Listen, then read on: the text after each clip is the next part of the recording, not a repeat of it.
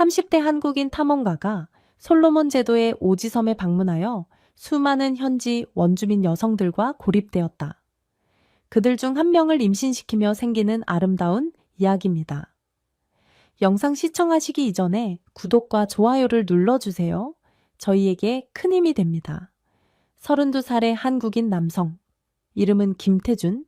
그는 어렸을 때부터 남들이 가지 않는 오지를 탐험하는 것을 즐겼다. 남들 다 가는 유럽 배낭여행, 일본 관광 같은 건 크게 끌리지 않았다. 대신 세계 지도에서 덜 알려진 나라 섬, 산악지대를 찾아 떠나곤 했다. 중학생 시절부터 책을 통해 남태평양의 수많은 섬을 동경해왔고, 대학 시절 아르바이트로 모은 돈으로 인도네시아 칼리만탄 정글을 다녀온 적도 있었다. 시간이 흘러 직장 생활에 지쳤을 때 그는 다시 한번 세상이 잘 모르는 곳으로 가고 싶다고 결심했다. 남태평양의 솔로몬 제도가 눈에 띄었다. 인터넷에 검색해보면 행복지수 1위 국가라는 식의 기사나 적당히 관광객이 드나드는 수도 호니아라의 모습만 보인다. 하지만 그는 더 깊숙한 섬 외딴 곳을 보고 싶었다. 실제 솔로몬 제도는 100개 이상의 섬으로 이루어져 있고 그중 인프라가 제대로 갖춰지지 않은 곳도 많았다. 태주는 간단한 배낭과 카메라 약간의 비상약, 그리고 고프로 등 탐험 도구를 챙겼다. 이번엔 2달 정도 쉰다 생각하고 다녀와야지 라며 마음을 단단히 먹었다. 회사에는 유급 휴가를 쓰고 남은 일은 동료에게 넘겼다. 가족들은 거기 위험하지 않겠어 라며 걱정했지만 그는 늘 그래왔듯 웃으며 괜찮아. 알아서 조심할게 하고 떠났다. 시드니를 경유해 솔로몬 제도 수도 호니아라에 도착했을 때 김태준은 먼저 시내의 게스트하우스에 머물며 간단한 정보를 수집했다. 가이드북에도 없는 섬으로 가려면 현지 사람들의 도움이나 작은 항구의 배편 등을 활용해야 했다. 동행할 가이드가 있으면 더 안전하겠지만 태준은 혼자서 움직이는 걸 좋아했다. 게스트하우스 직원과 현지 주민들에게 물어본 결과 과달카날이나 말라이타 같은 비교적 유명한 섬보다 더 외딴 곳으로 향하고 싶다면 사보라는 작은 섬에 접근해보라고 했다. 거긴 여전히 농경 중심이고 외부인 출입이 드물다. 배편도 정기적으로 있지 않고 날씨가 안 좋으면 열흘씩 발 묶이는 일도 흔해 라는 말이 돌아왔다. 태준에게 오히려 그런 불편이 매력처럼 들렸다 그래. 거기로 가자. 그는 바로 길을 알아보았다. 마침 며칠 뒤 작은 화물선이 사보 인근 섬을 경유해 돌아온다는 소식을 접하고 그 배에 승선하기로 했다. 며칠 후 태준은 항구에서 허름한 화물선에 올랐다. 승객용 크루즈나 여객선이 아니라 주로 생활 필수품이나 식료품 등을 실어 나르는 소형 선박이었다. 갑판에는 현지인 몇 명과 물건 상자가 빼곡했다. 태준은 뱃머리에 자리를 잡고 망망대해를 바라보았다. 남태평양의 햇볕은 뜨겁고 파도는 장단을 맞추듯 한 일렁였다. 선장으로 보이는 현지 남성이 영어 조금 가능 정도였기에 태준은 손짓발짓으로 대화하며 어느 지점에서 내려야 하는지 확인했다. 그 남자는 사보섬은 사람이 많이 안 살아. 날씨 나쁘면 못 가. 일단 우리 항로 따라가다 괜찮으면 들러주겠소. 라고 했다. 3일에 걸친 항해 끝에 희미하게 섬의 윤곽이 보이기 시작했다. 하지만 문제는 날씨였다. 갑작스럽게 기상이 악화되면서 바람이 거세졌고 파도가 배를 심하게 흔들었다. 선장 일행은 이러다간 항구에 들어갈 시간이 촉박해진다. 고 걱정했다. 그래도 태주는 나만 내려주고 가셔도 됩니다. 라고 고집했다. 어차피 이 배가 돌아온다 해도 다음 배는 언제 올지 알 수 없었고 자신은 체류할 만반의 준비를 해왔기 때문이다. 결국 배는 사보섬 인근 해안에 태준을 내려놓고 날이 더 험악해지기 전에 급히 다시 출항해버렸다. 태준은 해변가에 서서 배가 멀어져 가는 걸 지켜봤다. 하늘은 잔뜩 먹구름으로 뒤덮였고 빗방울이 굵어지기 시작했다. 이제부터 정말 혼자내야지만 두려움보다는 특유의 낙천적인 기질이 발동했다 해 볼만하지. 일단 비바람을 피할 곳부터 찾아야겠다. 그는 해변과 근처에 흩어져 있는 돌무더기 숲을 살펴보며 임시로 텐트를 칠 만한 자리를 물색했다. 그러나 폭풍우가 생각 이상으로 세차게 몰아치면서 텐트를 펼치기도 쉽지 않았다. 게다가 바람 방향이 심하게 바뀌어 해안가에서는 그대로 있을 수밖에 없었다. 태준이 난감해하고 있을 때 희미한 등불 같은 것이 숲속에서 흔들렸다. 누군가가 등불을 들고 다가오는 모양새였다. 등불을 들고 나타난 건 대략 70대 초반쯤으로 보이는 현지 노인이었다. 그는 태준을 보더니 놀란 얼굴로 영어 비슷한 말을 내뱉었다. 트러스트 발음이 서툴렀지만 그 정도면 충분히 대화가 가능했다. 태준이. 네, 저는 한국에서 왔어요. 날씨가 너무 안 좋아서 여기에 임시로 왔는데 하고 대답하려 했지만 큰 파도 소리에 묻혀 목소리가 잘 안 들렸다. 노인은 태준의 손짓을 보고 상황을 눈치챘는지 팔로 따라오라며 숲 쪽으로 안내했다. 태준은 어둠 속에서 노인이 가리키는 길을 따라가 보았다. 숲속 깊은 곳 무성한 나무들 사이에 작은 움막 같은 가옥이 여기저기 있었다. 노인이 살짝 문을 열자 내부에서 불빛과 함께 젊은 여성 몇 명의 놀란 눈빛이 비쳤다. 그들은 갑자기 나타난 외국 남자를 보며 누구지 하는 표정을 지었다. 당황스러웠지만 일단 폭우를 피해야 했다. 노인은 태준에게 방석 같은 것을 건네주며 핫샷 세이프 히어라고 했다. 번역하자면 여기 앉아서 쉬라 안전하니 걱정 마라 정도의 의미였다. 그렇게 태준은 사보섬의 작은 부족 마을 속 낯선 집에 몸을 의탁하게 됐다. 습한 공기와 빗소리에 둘러싸여 긴장되면서도 감사함이 밀려왔다. 생전 처음 보는 이들이 자기 집으로 들여 따뜻한 불 곁에 앉게 해주니 말이다. 비가 잦아든 뒤 노인의 간단한 설명으로 태준은 이 마을의 대강의 상황을 알 수 있었다. 이 마을에는 할머니나 할아버지 몇 명, 그리고 젊은 여성들이 약 20명 정도 모여 산다. 젊은 남성들은 대부분 외부 섬이나 수도 쪽에 나가 일자리를 구해 돈을 벌어온다. 그리고 일정 기간에만 돌아온다. 이 노인은 부족의 원로 중 하나로 외부인이 오는 건 매우 드문 일이지만 위험한 기상을 피해 찾아온 태준을 그냥 내칠 수 없다고 생각해 받아준 모양이다. 마을 이름은 마나투로 정도로 들렸다. 외부에 거의 알려지지 않은 소규모 공동체다. 태준은 정말 감사합니다. 저는 잠깐만 머물게요. 기상 상황 좋아지면 다른 곳으로 이동하거나 배를 기다리려고요 라고 답했다. 노인은 웃으며 No problem, stay, as long as you need라고 했다. 그러곤 이 마을에 대해 곁다리로 더 설명해 주었다. 과거 큰 태풍이 들이닥쳐 마을이 파괴된 뒤로 남성들이 단체로 외부 일을 다니는 풍습이 생겼다고 한다. 경제적 이유도 컸고 남성들이 돌아오는 주기가 길 때는 8달 넘게 비워질 때도 많단다. 젊은 여성들은 태준이 신기한 듯 계속 힐끔힐끔 쳐다봤다.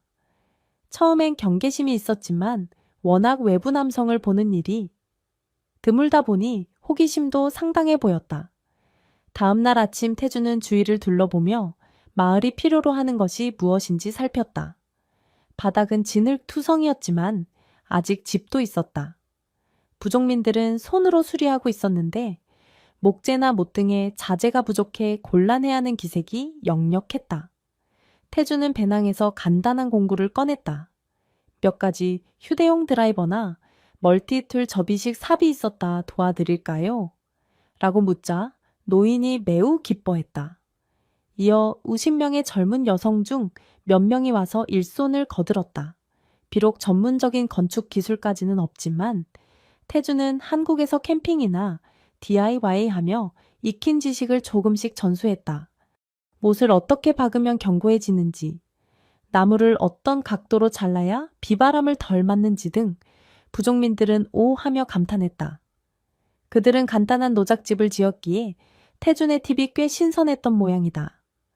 며칠이 지나자 태준은 마을 곳곳을 돌아다니며 작은 불편을 해소해 주었다. 빗물 저장통 위치를 더 효율적으로 바꾸고 부러진 나무 기둥을 새 기둥으로 교체하는 시기다. 그렇게 태준이 실질적인 도움을 주면서 마을 사람들과의 신뢰가 쌓여갔다. 마을엔 나이가 지긋한 노인들도 있었지만 대부분 20대 초중반 혹은 10대 후반의 여성들이 많았다. 남성들은 일하러 타지에 나갔기에 일상적인 낚시나 농경 활동 등 생존 활동도 여성들이 분담해 왔던 것이다. 이들은 태준에게 호기심을 갖고 말을 걸었다. 언어나 문화가 달라서 처음엔 어색했지만 날이 갈수록 손짓발짓 간단한 영어대로는 그림으로 소통이 가능해졌다. 어떤 여성은 당신 카메라 신기해요. 사진 찍어줘 라는 식으로 표현하기도 했다. 태준이 사진을 찍어 보여주면 그들은 까르르 웃었다 그러다 보니 태준은 자연스레 여성 무리와 시간을 보낼 때가 많았다. 부족 내 노인층은 환영하는 기색이었지만 동시에 약간 걱정하는 눈빛도 있었다. 젊은 남성 한 명이 갑자기 들어와서 이곳을 망치진 않을까 싶었던 모양이다. 하지만 태준이 겸손하게 돕는 모습을 보이자 점차 그 경계심이 풀렸다. 태준은 애초 10주 정도만 머무를 생각이었다. 폭풍우가 지나가면 혹시 다른 배가 들르거나 인근 섬으로 이동할 수 있으리라고 믿었다. 하지만 문제는 날씨였다. 태평양을 오가는 기상이 또 한 차례 악화되면서 바다 상황이 한 달 이상 좋지 않았다. 결국 배가 뜨지 못하거나 뜨더라도 이 섬에 접근하지 않는다는 소식이 들렸다. 이렇게 오래 머물게 될 줄이야. 하지만 태주는 원래 낙천적인 성격이었다. 어차피 직장을 2달 쉬겠다고 결심했는데 조금 더 길어지면 어때 특별한 경험이 될 수 있잖아. 오히려 이렇게 부족 마을에서 장기 체류하는 기회는 흔치 않다고 생각했다. 부족 사람들은 그를 이방인이자 귀한 손님처럼 대했다. 여성 20명과 노인 5명이 협력해 식량을 마련하고 태풍에 대비해 움막을 정비하는 일도 이젠 태준이 주도적으로 참여했다. 그는 점점 이 마을에서 뭔가 의미 있는 일을 할 수도 있겠다는 생각이 들었다. 어느 날 태준은 마을 주변 들판과 숲을 돌아다니다가 이 지역 특유의 식물과 천연 자원이 풍부하다는 사실에 주목했다. 솔로몬 제도 전역에서도 코코넛이나 바나나, 타로 얌 같은 작물을 많이 재배하지만 사보섬에는 그 외에도 잘 알려지지 않은 약용식물이나 수공예 재료로 쓸 수 있는 섬유질이 있었다. 이걸 잘 가공해서 외부에 팔면 어떨까라는 생각이 스쳤다. 기존에 이런 원재료를 상품화하는 곳이 많지 않을 텐데 만약 이 섬 주민들이 함께 협동조합 형태로 만든다면 충분히 수익을 낼 수도 있을 것 같았다 하지만 문제는 인프라와 운송이었다. 지금처럼 배편이 불안정하고 섬의 남성 인력이 적은 상태에서 과연 가능한가? 태주는 고민에 빠졌다. 정기적으로 물자를 실어 나르고 외부와 거래를 할 수 있다면 더 좋을 텐데. 그러던 중 섬의 노인 한 명이 손짓으로 무슨 생각하느냐? 고 묻자 태주는 간단한 그림과 말로 사업 아이디어를 설명해 봤다. 노인이 처음엔 잘 모르겠다는 표정이었지만 점차 이게 외국으로 물건을 보내 돈을 벌 수 있다는 말이군 하고 이해했다. 그 노인은 우리 젊은 남성들이 주로 외부에서 돈을 벌어오지만 그 돈도 뭔가 지속성이 없고 그동안 마을에 남은 사람들은 경제 호화동이 거의 없잖아 라고 했다. 이어 그런 식으로 외부와 거래할 수 있다면 여성들도 마을에서 돈을 벌어 자립할 수 있지 않겠나 라며 긍정적인 반응을 보였다. 태준이 한 번은 텐트에서 지내려고 하자. 노인은 굳이 텐트 안 쳐도 이 집에서 같이 지내라 고 제안했다. 여기 집 구조는 대체로 큰 공동 거주 공간과 옆에 작은 칸막이 방들이 붙어 있었다. 현재 젊은 여성들이 주로 묶여 살지만 그들은 모두 상관없다. 오히려 반갑다는 태도였다. 이렇게 되어 태주는 사실상 20명의 여성 무리와 노인들이 함께 쓰는 공간에서 생활하게 되었다. 이런 설정이 낯설긴 했지만 마을에는 그나마 이 공간이 제일 넓었고 튼튼했다. 태주는 작은 칸막이의 한 구석을 차지했고 여성들은 웃으며 이렇게 많은 여자들 사이에 남자가 하나라니 라며 농담을 주고받기도 했다. 처음엔 태준도 당혹스러웠다. 그러나 한편으론 여성들이 서로 돕고 협력하는 문화를 보며 감탄했다. 물을 길어오고 식사를 준비하고 때론 놀이처럼 춤을 추고 노래하는 등 이 섬 고유의 전통이 살아있었다. 태준이 참여하면 그들은 환히 웃으며 함께해요를 외쳤다. 시간이 흐를수록 태준은 우무명 여성 중 특히 한 여성에게 마음이 끌리는 걸 느꼈다. 세라라는 이름이었다. 대략 20대 초반쯤 보이고 긴 흑발과 잔잔한 웃음을 지닌 그녀는 태준을 조용히 도와주는 일이 많았다. 태준이 공구를 만지다가 다칠 뻔하면 잽싸게 손을 잡아준다든지, 낯선 음식 재료 사용법을 설명해 준다든지, 영어를 조금 더 할 줄 알아 대화도 상대적으로 수월했다. 세라 역시 태준에게 호감이 있어 보였다. 때론 무심코 태준을 바라보다 눈이 마주치면 살포시 웃으며 시선을 돌리곤 했다. 두 사람은 마을 주변을 산책하며 오랫동안 이야기를 나누는 사이가 되었다. 서로의 과거나 꿈을 공유하는 순간마다 마음이 한층 더 가까워지는 기분이 들었다 하지만 태주는 조심스러웠다. 이곳은 전혀 다른 문화와 관습을 가진 부족 사회다. 단순한 호기심이나 일시적 감정으로 그녀에게 접근했다간 마을 질서를 어지럽히는 일이 될 수도 있었다. 더욱이 20명이나 되는 여성들 사이에서 특정 여성과 가까워지는 것이 외부인으로서 괜찮은지 고민스러웠다. 장기화된 폭풍우와 고립 상태가 어느덧 2달 가까이 되었다. 통신수단도 마땅치 않아 태주는 외부 세계와 완전히 단절된 느낌이었다. 그러나 태주는 마을 생활에 잘 적응해 나갔다. 하루 일과를 대략 정리해보면 다음과 같았다.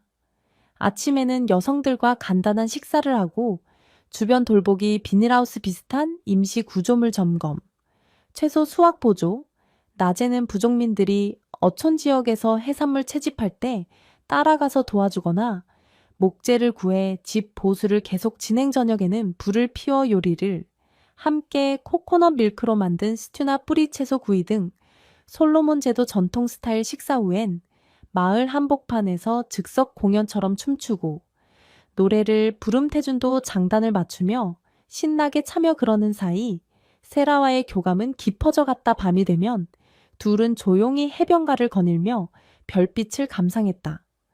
둘 다 마음속에는 우리가 이렇게 친밀해지는 게 당연한가 하는 물음이 있었다. 그러나 감정은 숨길 수가 없었다. 어린아이처럼 웃고 작은 장난을 치며 서서히 서로에게 의지했다. 어느 날 밤 비가 잠잠하고 하늘이 맑았다. 둘은 달빛이 비추는 해변을 걷고 있었다. 바닷물은 잔잔하게 철썩이고 주변에 인적은 없었다. 세라가 태준의 손을 살짝 잡았다. 태준도 조심스레 손을 맞잡으며 둘 사이에 전류 같은 감정이 흘렀다. 태준이 정말 고맙고 미안하기도 해요. 내가 이 섬에 불쑥 들어와서 당신들 생활을 바꿔놓은 것 같아서 라고 말하자 세라는 살짝 고개를 저으며 부드러운 목소리로 답했다. 아니에요. 당신은 우리를 도와주고 있어요. 우리가 행복해요. 당신이 여기 있어서 그 말에 태주는 세라를 조심스레 끌어안았다. 세라도 거부하지 않고 그의 품에 얼굴을 묻었다. 파도 소리만이 두 사람을 둘러싼 배경음처럼 흐르고 있었다. 그렇게 두 사람은 섬의 고요한 밤 서로의 존재를 확실히 느꼈다. 태준과 세라가 서로 애정을 확인한 뒤 문제는 부족 사람들의 반응이었다. 마을 노인들과 여성들은 이미 둘이 자연스럽게 가까워지는 걸 알고 있었고 대부분 긍정적으로 바라봤다. 세라가 행복해 보이니 좋지 않은가. 그리고 이 태주는 우리를 돕고 있으니 그도 부족의 일원이나 다름없다는 분위기였다. 물론 몇 명은 이건 오래가지 않을 거야. 저 남자가 언제 떠날지 모른다는 우려를 내비치기도 했다. 하지만 우선 당장 현실로는 태준이 이 섬에 계속 머무르고 있으니 사실상 마을 일부나 마찬가지였다. 결국 노인 원로들은 둘에게 그렇다면 이제 공식적으로 가정을 이루는 쪽으로 생각해보라 고 권했다. 이 섬의 전통에 따르면 남녀가 서로 마음을 주고받으면 큰 축제를 열어 결합을 축하하는 관습이 있다고 했다. 세라 역시 부끄러워하면서도 네, 그렇게 하고 싶어요 라고 수긍했다. 태주는 당혹스러웠지만 세라가 원한다면 자신도 준비하겠다고 했다. 그리하여 마을에서는 작게나마 의식을 준비했다. 전통 춤과 노래, 그리고 음식들이 한데 어우러진 축제 같은 날이었다. 노인들은 코코넛 잎으로 만든 장식을 태준과 세라의 머리에 씌웠고 둘이 함께 마을 사람들 앞에 섰다. 환호성 가운데 두 사람은 소박한 맹세를 나눴다. 이게 법적으로 결혼이라 불릴 만한지는 모르겠지만 부족 사회에서는 충분한 혼인의식이었다. 세라의 친구들이 다가와 축하해라며 꽃목걸이를 걸어주고 태준은 긴장과 기쁨이 뒤섞여 땀을 뻘뻘 흘렸다. 그날부터 태준과 세라는 공식적으로 같은 방에서 지냈다. 여성들은 이젠 부부나 다름없으니 잘 지내라 고 농담을 하기도 했다. 태준은 이 상황이 꿈만 같았다. 자신이 의도한 건 아니지만 예상치 못한 사랑과 가정을 이 외딴 섬에서 발견하게 된 것이다. 시간이 흘러 약 석 달쯤 지난 어느 날 세라가 아침부터 몸이 좋지 않다며 구토 증세를 보였다. 처음엔 음식이 상해났나 싶었지만 열을 가까이 입덧 비슷한 증상이 이어지자 마을 노인들은 이건 임신 초기 증상인 것 같다 고 말했다. 세라. 역시 조금씩 배가 당긴다고 했다. 태주는 믿을 수 없었다. 정말 우리가 아기를 갖게 된 거야. 세라가 살짝 눈물을 글썽이며 고개를 끄덕였다. 부족민들은 그 소식을 듣고 환호했다. 새 생명이 태어난다. 오랜만에 마을에 아이 울음소리가 들리겠죠. 이곳 젊은 여성 대부분은 아직 결혼하지 않았고 출산 경험도 드물었다. 남성들이 오래 떠나 있으니 그럴 법도 했다. 태주는 격한 감정에 사로잡혔다. 한국을 떠나 이런 먼 곳에서 예상치 못한 가족을 이루고 이제 아기까지 생길 줄은 상상도 못했다. 노인들은 이건 축복이다. 너희 둘이 이 마을에 더 뿌리를 내렸으면 좋겠구나. 라며 기뻐했다. 임신 소식이 전해진 뒤 노인 중 한 명이 태준에게 이런 부탁을 했다. 사실 우린 젊은 남성이 필요해. 남성들이 외부로 나가 오래 일하니 마을엔 노동력이 부족하다. 아마 몇 달 더 이곳에 머무른다면 너는 우리에게 꼭 필요한 존재가 될 거야. 태주는 이미 부족 생활에 익숙해져 있었다. 수학, 건축, 사냥, 낚시 등 남성 역할을 일부 맡아주고 있었는데 이제는 더 본격적으로 책임감을 갖게 된 셈이다. 세라가 임신한 이상 곧 태어날 아이를 이 마을에서 키우려면 생활 환경 개선이 더욱 중요했다. 이 마을엔 아직 해결되지 않은 과제도 많았다. 깨끗한 물 공급, 주거시설, 강화 태풍 대비, 의료시설 부족 등등 태주는 이런 문제들을 조금씩이라도 해결해 볼까라고 다짐했다. 동시에 과거에 떠올렸던 섬 자원 활용 사업 아이디어도 다시 수면 위로 올랐다. 이곳 사람들이 직접 제품을 만들어 외부에 수출한다. 남성들이 굳이 나가지 않아도 마을에서 돈을 벌 수 있지 않을까. 태주는 가장 시급한 문제부터 하나씩 접근했다. 우선 물 저장 및 정수 시스템을 개선하기 위해 우물 근처에 가니 필터를 달고 빗물을 효율적으로 모을 수 있는 장치를 나무에 설치했다. 물론 부족민들의 협조와 자제가 필요했지만 모두 함께 열심히 움직였다. 다음으로 여성들이 이미 전통 방식으로 만드는 수공 예품을 더 상품화할 수 있을지 고민했다. 코코넛 섬유나 원주민 무늬를 활용한 가방 작은 바구니 같은 걸 만들어서 향후 외부 교역선을 통해 수도나 외국인 관광객에게 판매하는 방식을 떠올렸다. 태주는 이걸 브랜딩하고 포장도 좀 더 예쁘게 하면 해외 시장까지 노려볼 수도 있겠는데 라고 생각했다. 다만 문제는 운송로와 통신이 취약하다는 것. 그래도 일단 섬에 정기적으로 들어오는 배가 2달에 한 번이라도 있다면 그 배를 통해 수도로 보낸 뒤 판매망을 알아보면 된다. 노인들과 여성들은 이 계획에 크게 고무되었다. 진짜로 그런 게 가능하다면 우리도 남성들이 돌아오기만을 기다리지 않고 돈을 벌 수 있지 않겠나. 그들은 기존의 비즈니스 개념이 거의 없었지만 태준이 그림을 그려 설명해주자 쉽게 이해했다. 부족민들은 앞다퉈 수공예품 제작이나 재료 모으기에 힘썼다. 특히 여성들이 손재주가 좋아 생각보다 다양한 디자인을 만들어냈다. 태주는 이들에게 이런 디자인이 서양인에게 인기 좋을 것 같다 등 직관적인 코멘트를 해주었고 함께 프로토타입을 만들었다. 이름 없는 공동체였지만 태주는 임시로 마나투 크래프트 같은 명칭을 붙였다. 마을 노인들은 멋진 이름이구나 라며 웃었다. 물론 아직 판매 경로가 확실치 않았지만 어차피 폭풍우가 가라앉아야 배가 오니 그동안 시제품을 열심히 만들어두면 될 터였다 세라. 역시 임신 중임에도 무리를 해가며 동참했다 태주는 걱정했지만 그녀는 가만히 앉아있는 것보다 이렇게 뭔가를 만드는 게 즐거워 라고 말했다. 마을 여성들이 배려해주고 옆에서 도와주었기에 큰 문제는 없었다. 그러나 남태평양의 날씨는 예측하기 어려웠다. 어느 날 예보와 달리 또 다른 열대성 저기압이 급격히 발달해 대형 태풍이 사보섬 쪽을 향해 온다는 사실이 전해졌다. 열흘 후면 거센 바람과 폭우가 상륙할 가능성이 높았다. 마을 사람들은 긴장했다. 남성 인력이 거의 없는 상태에서 대형 태풍이 오면 큰 피해가 우려됐다. 5년 전 태풍으로 마을이 쑥대밭이 된 경험이 있어 모두가 공포를 느꼈다. 태주는 사전에 대피책을 세워보자 며 서둘러 마을을 돌아다녔다. 지붕을 단단히 묶고 물이 들어차지 않도록 배수로를 파고 나무를 조심스럽게 쳐내면서 건물을 보호했다. 여성들과 노인들도 총동원되었다. 아기를 안고 있는 여성은 다른 집으로 대피시켰고 세라를 비롯한 임신부나 연로한 어르신들은 비교적 안전한 중간지대에 모았다. 태풍이 오기 전날 밤 하늘은 노은으로 가득 찼다.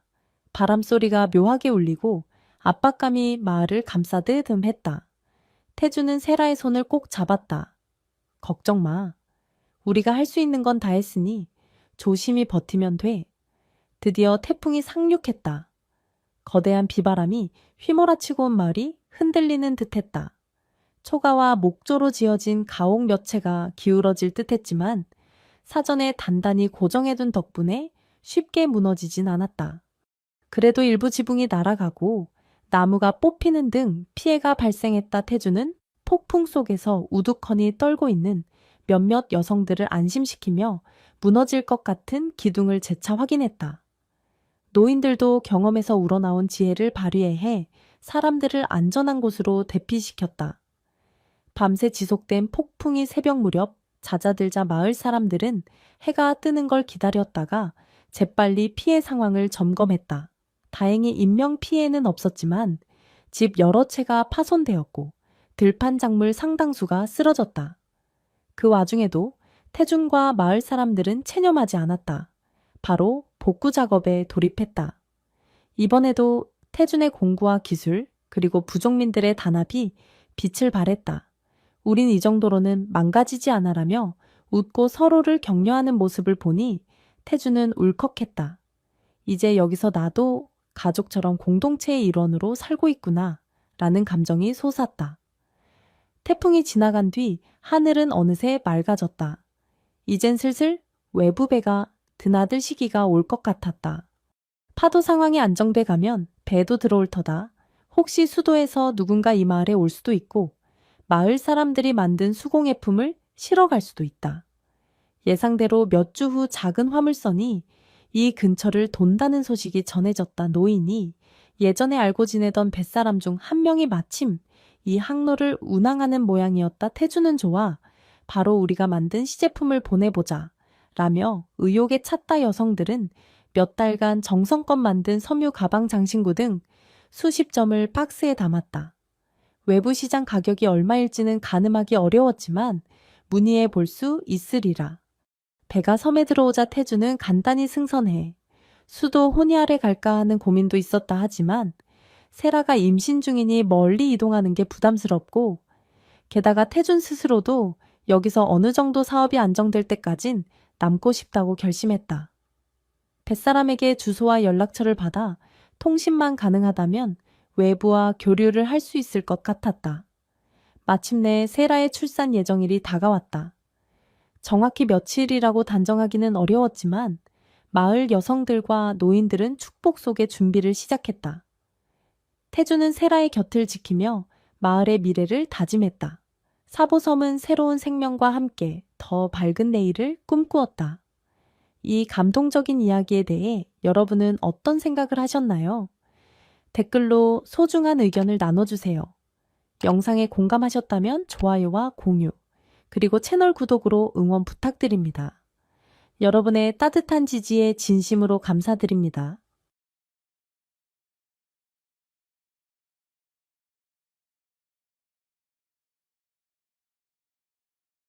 남미의 가이아나에 버려진 홍어로 사업을 하려는 50대 남성과 가이아나 30대 여성이 서로의 냄새를 느끼며 사랑해 가는 이야기입니다. 영상 시청하시기 이전에 구독과 좋아요를 눌러주세요. 저희에게 큰 힘이 됩니다. 진심으로 감사드립니다. 2010년 무더운 열대의 기운이 감도는 가이아나의 한 항구. 이곳에는 각자의 사연을 안고 모여드는 사람들로 항상 분주했다. 한국에서 건너온 사내 이름은 박준석. 그는 경기도 고양에서 중소규모의 제조업을 운영하던 평범한 50대 사업가였다. 주어진 인생 안에서 끊임없이 부딪히고 또 다른 기회를 찾기 위해 세상을 탐색하던 그는 낯선 남미의 국가, 가이아나로 발길을 옮길 만큼의 결단력을 지니고 있었다. 박준석이 가이아나 땅을 밟은 이유는 간단했다. 새로운 사업 아이템과 기회를 찾기 위해서였다. 그는 원래부터 동남아시아, 남미, 아프리카 등 비교적 낯선 국가들을 돌아다니며 한국에서 아직 소개되지 않은 사업 아이템을 물색해 오던 스타일이었다. 어느 날 우연히 들은 정보가 그를 이곳으로 이끌었다. 가이아나는 버려지는 어종이 많다. 현지 사람들에게는 큰 가치가 없어 보여도 한국에서는 고개 팔리는 물고기도 있을 것. 이 말 한마디가 불씨가 되어 박준석은 몇 달간 가이아나에 대해 조사했다. 생각보다 정치적으로 불안정했고 치안 상황도 그리 좋지는 않았다. 부패한 군부 세력이 곳곳에 뻗혀 있고 중앙정부의 힘이 약해 각종 범죄 조직이 활개를 치기도 했다. 하지만 위험이 크면 그만큼 기회도 크다고 믿었던 박준석은 결국 직접 나라와 현지 조사를 시작하기로 결심했다. 입국 절차부터 만만치 않았다. 공항에서 이민국 직원이 왜 여기에 왔냐고 계속 캐물었고 한참 동안의 인터뷰 끝에야 비자를 도장받을 수 있었다.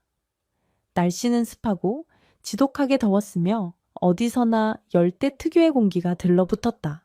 새로운 땅에서의 시작은 늘 낯섦과 격리로 가득하지만 그 모든 과정이 그의 가슴을 설레게 했다. 가이아나 해안 지역을 둘러보다가 박준석은 한 항구 근처 어시장에 들르게 되었다. 바닥에는 온갖 물고기들이 늘어서 있었고 대부분의 현지인들은 칵테일스나 메기류, 틸라피아 등 주로 익숙한 어종만 사고 팔았다. 그러던 중 구석 한편에서 썩은 냄새가 풍기는 듯한 물고기가 눈에 들어왔다. 한국에서는 홍어라고 부르는 생선이었다. 현지 상인들은 이 홍어를 그냥 버려야 하는 생선 정도로만 여겼다. 독특한 냄새가 나서 팔리지도 않으니 그저 잡히면 폐기 처분을 하거나 사료용으로 쓰는 것이 대부분이었다. 하지만 박준석의 눈에는 커다란 돈덩어리처럼 보였다. 한국에서 홍어는 고급 식재료이자 매니아가 많은 별미로 통하니 가이아나에서 폐기 취급받는 이 홍어를 대량으로 수입한다면 엄청난 시세 차익을 남길 수 있을 것. 그는 확신했다. 그러나 문제는 그 뒤에 있었다. 어떻게 이 홍어를 안정적으로 공급받을 것인지, 어떤 식으로 가공하고 운송할 것인지, 그리고 부패한 관료들이나 범죄 조직의 방해를 어떻게 뚫고 나갈지 전부 불투명했다. 그가 혼자 모든 것을 해결하기엔 현지의 정보와 인프라가 너무나도 절실했다. 사업 파트너를 물색하던 중 항구 부근에 작은 수산물 가공 공장에서 일하는 30대 여성을 소개받았다. 그 여성의 이름은 소피아. 그녀는 가이아나에서 태어나고 자란 현지인 혼혈의 젊은 여성으로 어릴 때부터 가족을 위해 수산업에 손을 댔다고 했다. 소피아는 젊은 나이지만 누구보다 성실했고 일에 대한 열정도 있었다. 부패한 사회 구조 속에서도 깨끗하고 올곧게 살아가려 노력했다. 한창 때부터 부모님이 운영하던 가게를 도우며 삶의 어려움을 직접 부딪혀 왔다는 그녀에게서 박준석은 강한 책임감과 인간미를 느꼈다. 그들은 처음 만난 자리에서 서툰 영어와 간단한 스페인어, 그리고 간혹 한국어를 섞어가며 대화를 이어갔다. 박준석이 홍어라는 단어를 꺼내자 소피아는 처음에는 무슨 말인지 이해하지 못했다.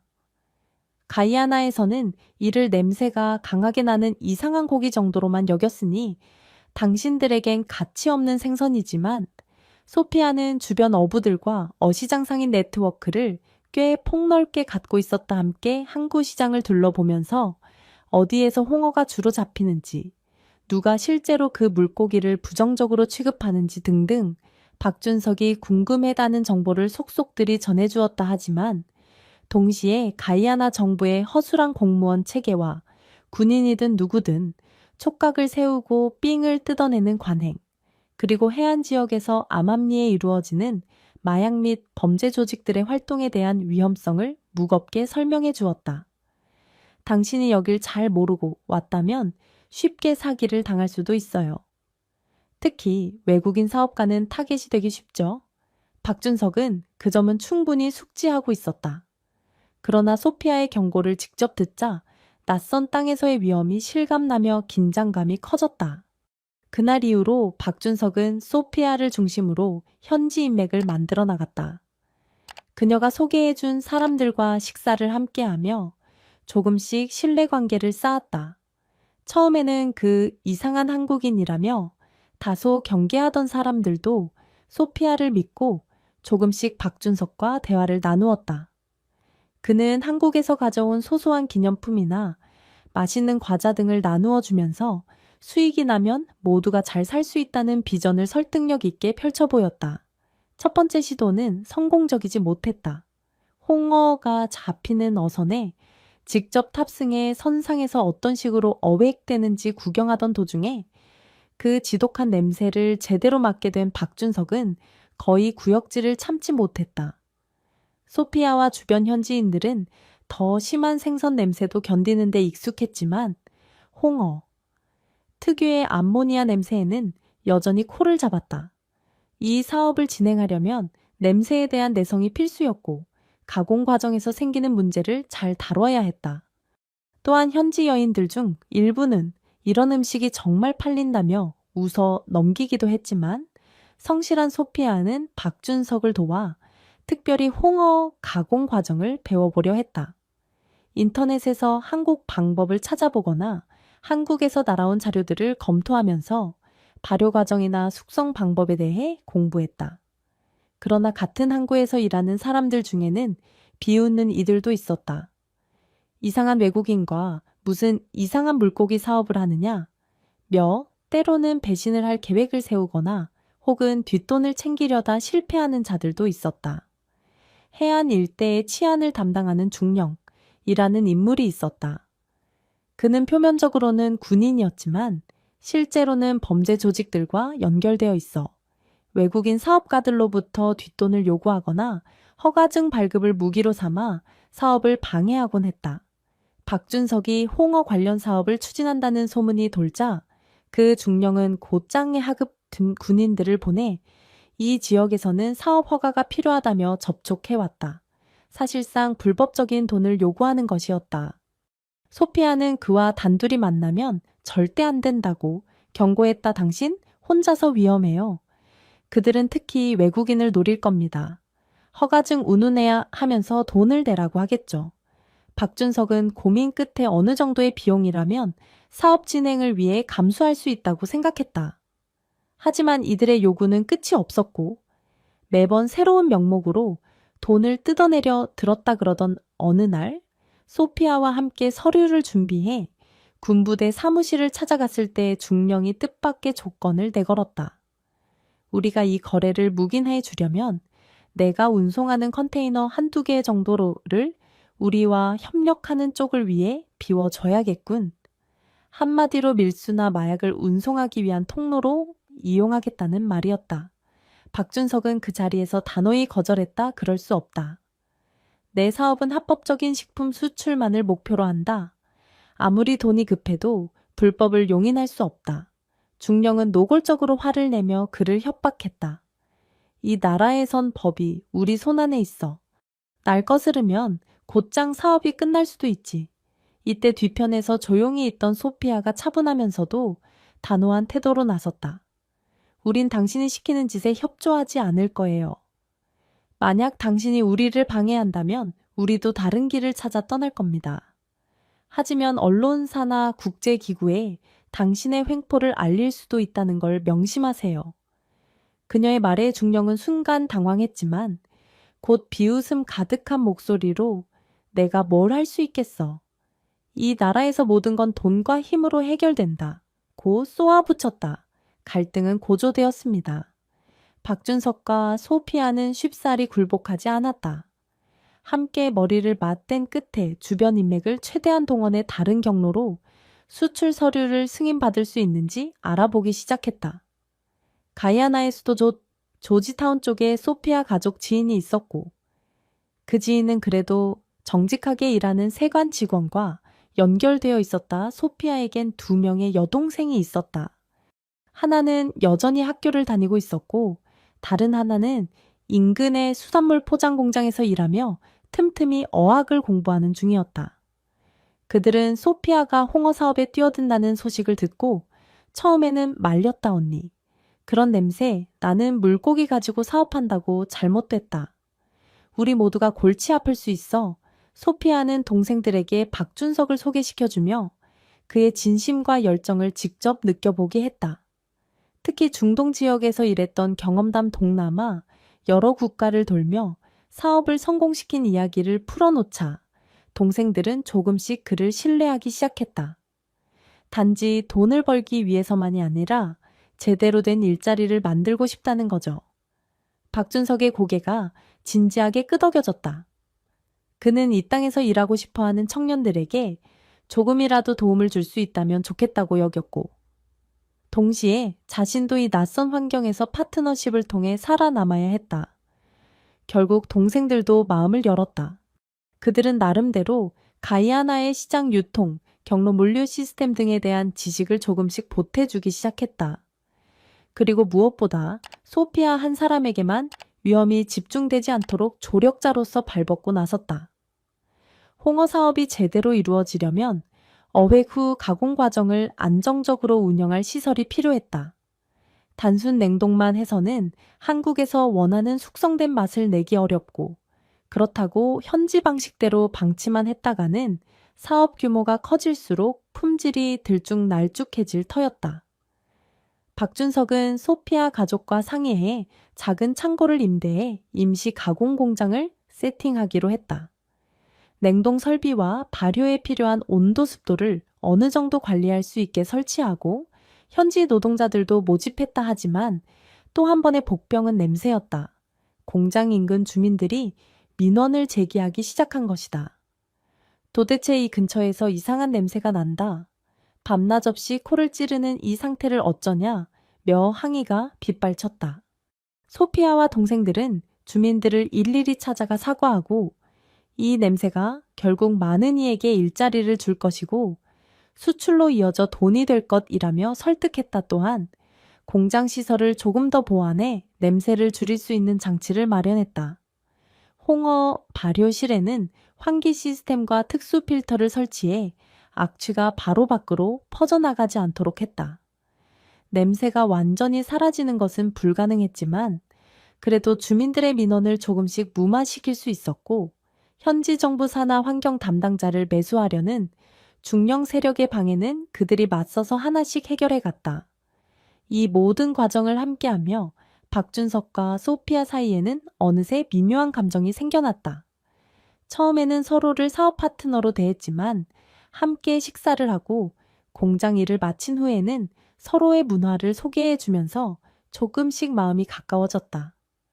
가이아나 현지의 전통춤을 소피아가 보여주면 박준석은 어색하게 두 발을 옮기며 박자를 맞추려고 했다. 가끔 그는 한국 음식을 조금씩 만들어 주었는데 김치를 맛본 소피아는 맵지만 알싸한 느낌이 묘하게 홍어와 어울린다. 고 했다. 서로 다른 세상에서 살아온 두 사람이지만 공통점이 있었다. 가족과 주변 사람들을 잘 챙기고 어떤 상황에서도 노력과 정직을 잃지 않으려 한다는 것. 그리고 그런 면모가 서로를 더욱 끌어당겼다. 소피아는 일을 마치고 늦은 밤에 종종 공장 앞 해변가를 걷곤 했다. 그녀의 힘겨웠던 인생을 위로해 준 곳이 바로 이곳이다. 어느 날 밤 그녀가 멍하니 파도를 바라보고 있을 때 박준석이 조용히 다가와서 같이 앉았다. 가끔은 내가 왜 이곳에서 이런 고생을 하는지 모르겠어요. 왜 모르겠어요. 그 덕분에 많은 사람이 희망을 보잖아요. 나도 그 덕분에 가이안에서 꿈을 꿀 수 있게 되었고, 그 작은 대화에서 둘은 서로에게 마음을 열었다. 그날 이후로 그들은 단순한 사업 파트너가 아니라 인생을 함께 고민하는 동반자로 발전하기 시작했다. 모든 준비가 끝나고 드디어 한국으로 첫 번째 홍어 수출을 시도했다.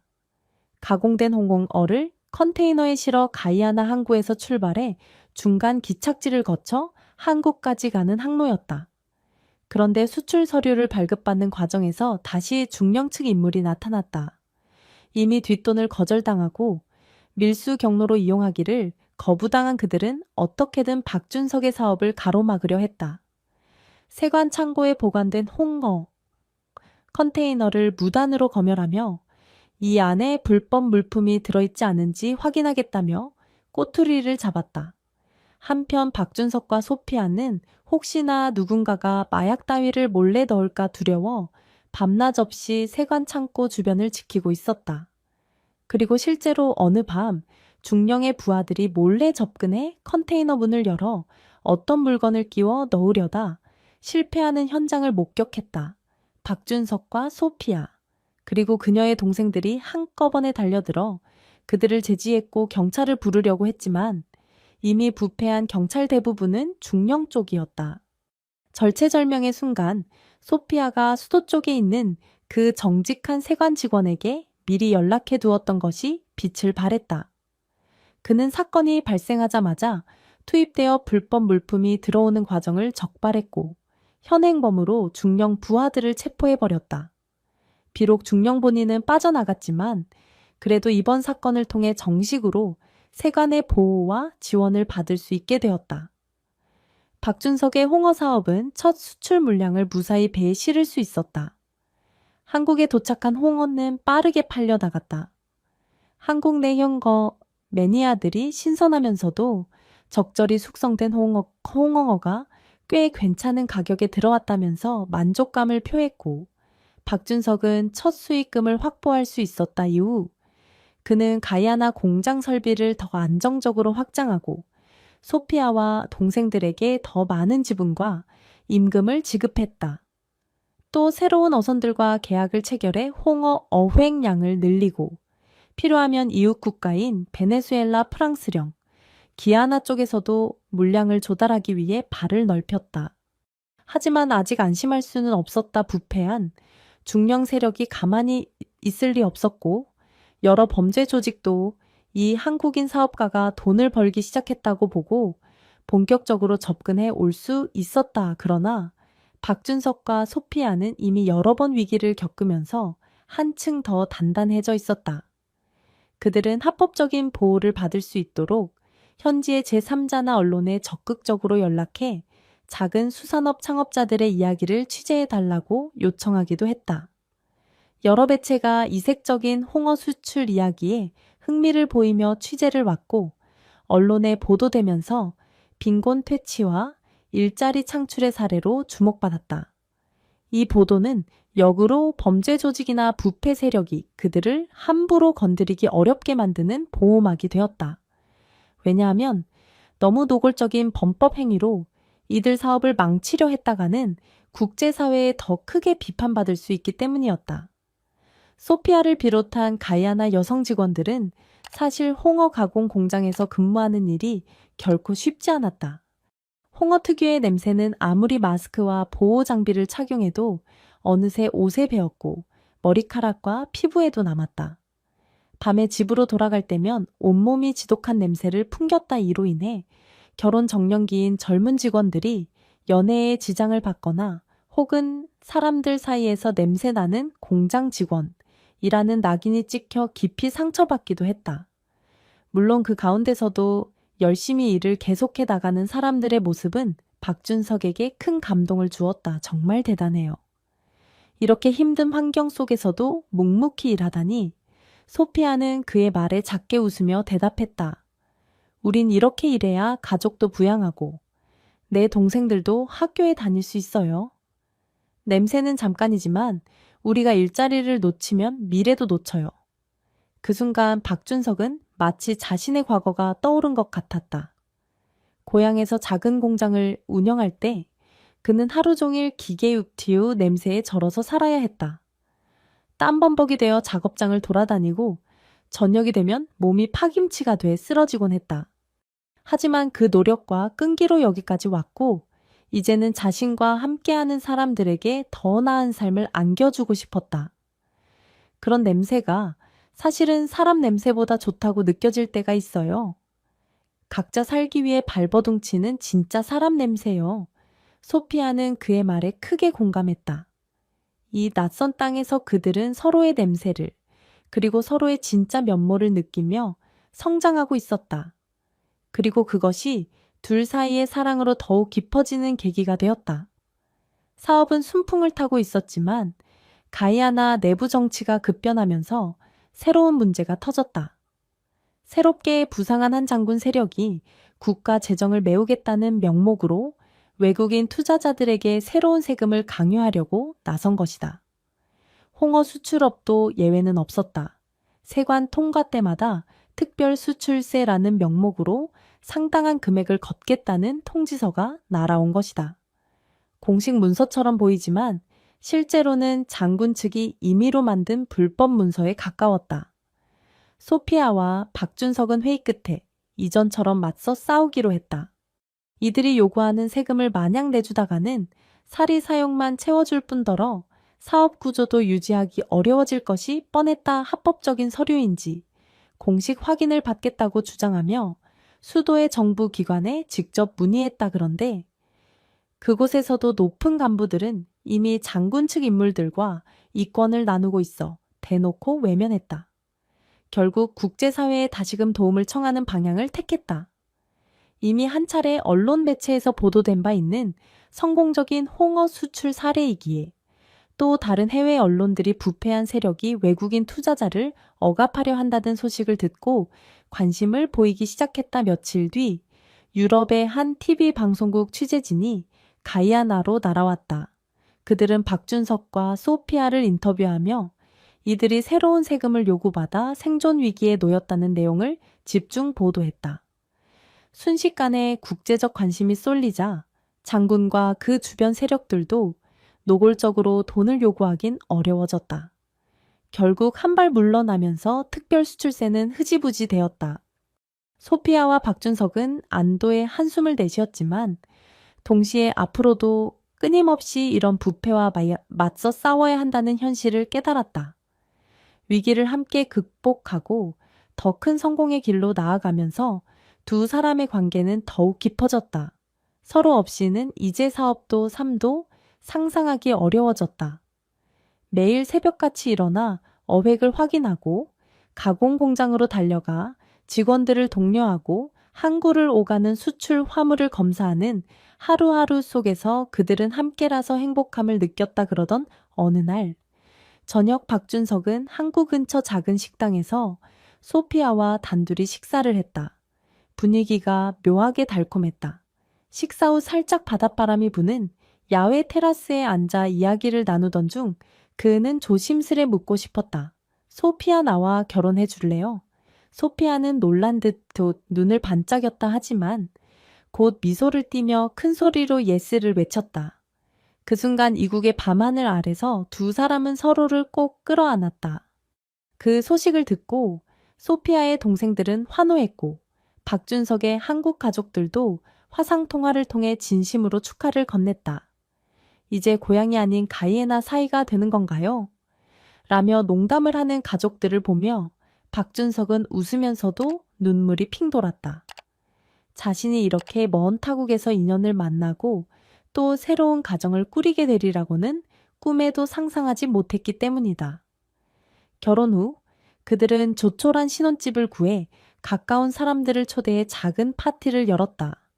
스페인어와 네덜란드어, 한국어가 뒤섞인 이상한 분위기였지만 모든 사람이 행복한 얼굴로 웃고 즐겼다.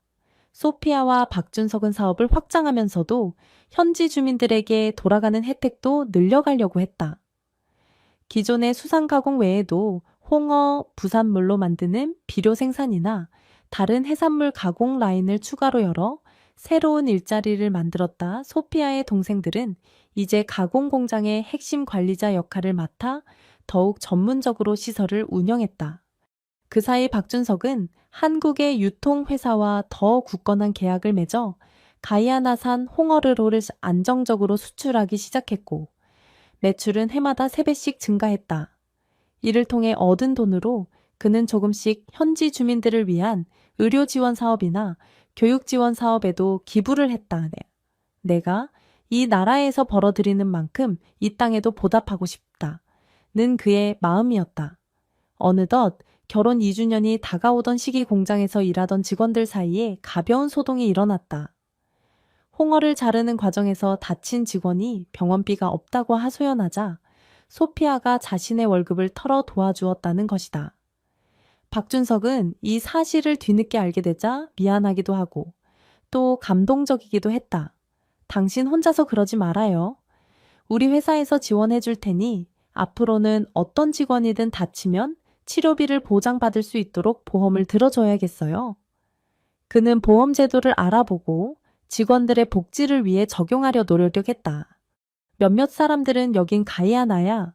그런 복지 제도 안 통해라며 비웃었지만 박준석과 소피아는 할 수 있는 데까지 해보겠다는 자세로 밀어붙였다. 결국 시간이 흐르자 점차 공장에서 일하려는 지원자가 늘어났고 안전한 직장으로 소문이 퍼졌다. 이제 그들의 홍어 사업은 더 이상 조롱의 대상이 아니라 많은 이들에게 희망이 되는 사례로 자리 잡았다. 여전히 홍어 공장 근처에 가면 그 지독한 냄새가 사람들을 움츠러들게 한다. 그러나 직원들은 이제 그 냄새에 익숙해졌고 이 냄새 덕분에 우리 아이들 학교 보내고 집도 장만한다며 웃으며 넘기곤 했다. 가끔 방문하는 외국인 투자자들은 도대체 어떻게 이런 냄새 속에서 일할 수 있냐고 묻지만 박준석은 그럴 때마다 말한다. 처음엔 저도 견디기 힘들었어요. 그런데 어느 순간 이 냄새가 전부 사람들의 노력과 꿈의 흔적이라는 생각이 들더군요. 그래서 이 냄새를 사랑하게 됐습니다. 함께 있던 소피아는 고개를 끄덕이며 이 냄새가 우리 삶의 애환을 고스란히 담고 있으니까요. 라며 미소 지었다. 시간이 흘러 소피아 배 안에서 새로운 생명이 자라났다. 임신 소식에 두 사람은 기쁨을 감추지 못했다. 하필이면 공장 운영이 한창 바쁠 때라 소피아는 태교를 위해 한동안 일해서 손을 떼어야 했다. 동생들이 그녀의 목까지 도맡아 했고 박준석은 가능하면 많은 시간을 집에서 보낼 수 있도록 노력을 기울였다. 홍어 공장이 돌아가는 데 대한 전반적인 관리는 이제 충분히 믿을 만한 사람들에게 맡길 수 있을 정도로 사업이 자리 잡았다. 그리고 어느 날 소피아는 건강한 아기를 출산했다. 바닷바람이 살랑이는 가이아나 해변가의 작은 병원에서 박준석은 눈물을 흘리며 고맙다고 연신 중얼거렸다. 소피아의 동생들도 함께 그 기쁨을 나눴고 공장 직원들과 한국 사람들도 아기가 태어났다는 소식을 듣고 선물을 잔뜩 보내왔다. 그렇게 이들 부부는 가이아나에서 단란한 가정을 꾸리며 더 깊은 행복을 만끽했다. 홍거 조러 수출은 이제 안정 궤도에 오르고 가이아나 사람들에게도 새로운 기회를 열어주었다. 여전히 부패나 범죄 세력이 남아있긴 하지만 그들은 더 이상 박준석 부부의 사업을 함부로 건드리지 못했다. 오히려 국제적인 관심과 언론의 스포트라이트가 다시 이 땅을 비추고 있었고 조금씩 가이아나 내부에서도 부패를 타파하려는 움직임이 꿈틀거리고 있었다. 가이아나의 항구에는 여전히 소금기와 홍어 냄새가 뒤엉켜 부딪힌다. 사람들은 저마다의 방식으로 그 냄새를 참아내고 때로는 그 냄새를 풍기며 살아간다 하지만 그 냄새 뒤에는 인내와 희망, 그리고 사랑이 가득하다. 박준석이 2010년에 이곳 땅을 처음 밟았을 때는 고작 버려지는 생선에서 돈을 벌어보겠다는 생각뿐이었다. 그러나 시간이 흐르며 그는 사랑하는 아내와 가정을 이루고 수많은 현지인들과 함께 땀 흘리며 공장을 운영하는 인생 동반자가 되었다. 소피아와 그녀의 자매들은 삶의 확신과 자부심을 얻었고 더 많은 사람들을 위해 기회를 만들어주는 사람이 되었다. 위험한 가이아나의 치안과 부패, 그리고 냄새. 나는 홍어에 얽힌 무수한 문제들은 그들의 지혜와 노력, 그리고 뜨거운 의지 속에 조금씩 해결되었다. 그리고 그 과정 자체가 모두에게 감동과 교훈을 남겼다. 언제나 세상은 냄새처럼 고약한 순간이 있지만 그 안에서 우린 사람 냄새를 맡고 서로 도우며 일어설 수 있다. 박준석과 소피아, 그리고 그 가족과 동료들은 바로 그것을 보여주었다. 그들의 홍어는 이제 단순히 상품이 아니라 꿈과 사랑, 그리고 불가능해 보이던 현실을 뚫고 나아간 사람들의 역사였다. 그리고 이 이야기는 앞으로도 계속될 것이다. 수년이 흐른 지금 가이아나의 항구는 희망으로 물든다. 박준석과 소피아는 홍어 사업으로 지역에 기회를 열었고 그들의 아기는 사랑 속에 자란다. 홍어 냄새는 이제 꿈과 인내의 상징이다. 이 감동적인 이야기에 대해 여러분은 어떤 생각을 하셨나요? 댓글로 소중한 의견을 나눠주세요. 영상에 공감하셨다면 좋아요와 공유, 그리고 채널 구독으로 응원 부탁드립니다. 여러분의 따뜻한 지지에 진심으로 감사드립니다.